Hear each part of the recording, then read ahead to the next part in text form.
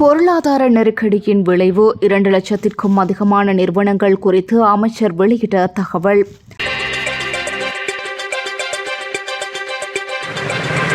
2018 தொடக்கம் 2022 வரையிலான காலப்பகுதியில் பல்வேறு காரணங்களினால் நுண், சிறு மற்றும் நடுத்தர அளவிலான பொருளாதார நடவடிக்கைகளில் ஈடுபட்ட 2 லட்சத்திற்கும் அதிகமான நிறுவனங்களானது மூடப்பட்டுள்ளதாக நிதி மற்றும் திட்டமிடல் பிரதி அமைச்சர் அனில் ஜயந்த தெரிவித்துள்ளார். இன்று 9ஆம் திகதி பாராளுமன்றத்தில் உரையாற்றிய போதே அமைச்சர் குறித்த விடயத்தினை தெரிவித்துள்ளார். பொருளாதார நெருக்கடி காரணமாக 1,08,000 நுண், சிறு மற்றும் நடுத்தர நிறுவனங்கள் மூடப்பட்டுள்ளதாக சுட்டிக்காட்டிய அமைச்சர் ஏனைய காரணங்களினால் மேலும் 1,50,000 நிறுவனங்கள் மூடப்பட்டுள்ளதாகவும் குறிப்பிட்டுள்ளார்.